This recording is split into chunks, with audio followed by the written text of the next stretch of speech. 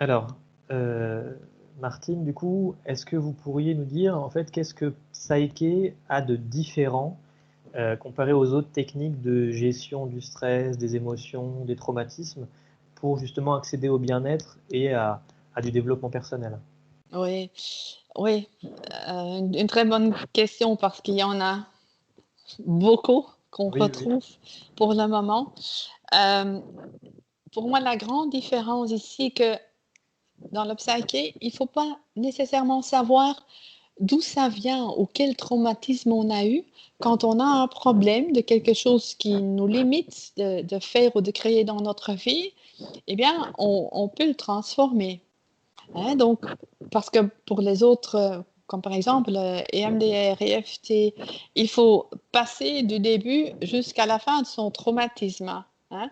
Ici, ce n'est pas du tout le cas. Ça ne veut pas dire qu'il n'y a pas des moments, des traumatismes qui vont passer pendant l'équilibration, mais c'est quand même important de pouvoir mettre une croyance soutenante dans notre subconscient de ce qu'on veut créer, où je me sens en sécurité hein, pour faire n'importe quoi dans sa propre vie. Et ce qui est aussi, c'est que on emploie le superconscient, et là on est dans la physique quantique, qui va nous dire si c'est approprié de le faire. Donc, comme facilitateur et comme partenaire avec lequel on travaille, ou même si on travaille avec soi-même, on ne peut jamais dépasser les limites de quelqu'un d'autre. On est toujours en sécurité de le faire ou de ne pas le faire. Et c'est tellement beau parce que souvent, j'ai fait des séances avant pour un grand traumatisme pour moi-même mais j'ai souffert et ça m'a pris parfois des semaines et des semaines pour en récupérer parce que est-ce que mon corps était prêt pour le faire ou pas? Je ne sais pas, on le fait parce qu'on y pense. Tandis qu'ici, on, on, on a accès à ce super conscient qui va nous dire si c'est approprié ou pas. Et donc ça, c'est pour moi quand même la grande différence euh, entre les autres outils qui existent et celui de Psychica.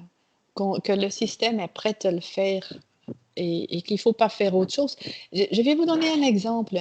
J'ai eu quelqu'un euh, qui me disait qu'il avait peur ou qu'il se sentait en stress pour quelque chose qu'il devait faire dans le futur.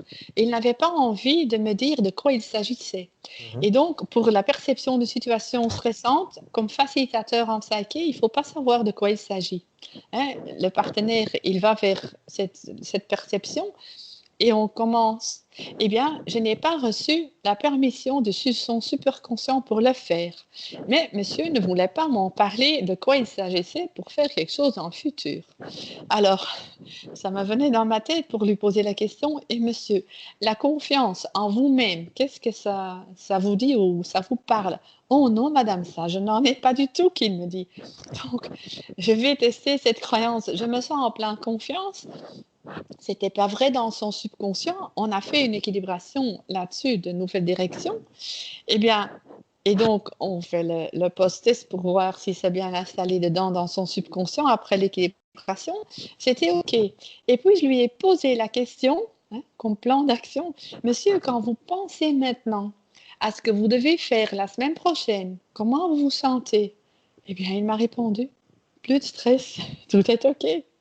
Donc, c'est tellement beau que ce super conscient nous dit, mais il ne faut pas aller vers cette perception, cette angoisse, transformer quelque chose de nouveau en pleine confiance, comme ça.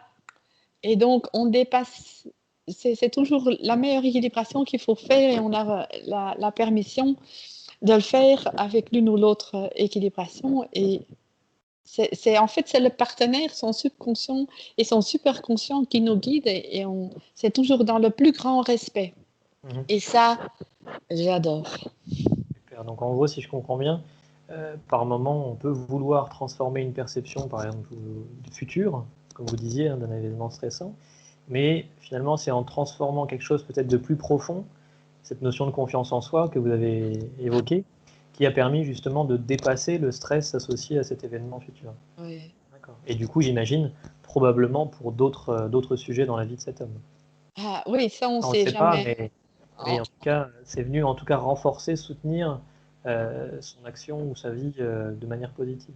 Oui, je vais encore vous donner un exemple. Dans mon premier atelier, j'ai eu une dame de 89 ans.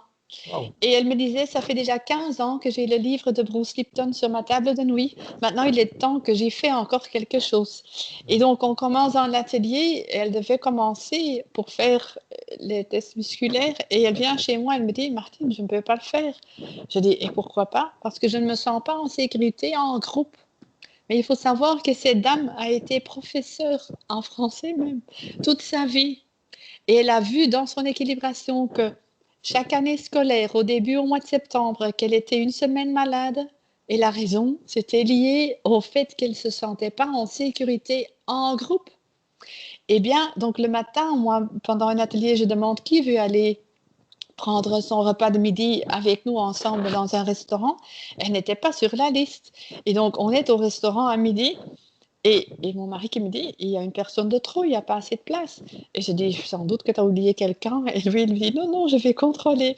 Et cette dame, elle n'entendait plus bien. Et elle dit, oui, ce matin, je ne me suis pas mise sur la liste pour aller au restaurant. Mais maintenant que je me sens en sécurité en groupe, qu'est-ce qui me limite encore de le faire? J'y suis.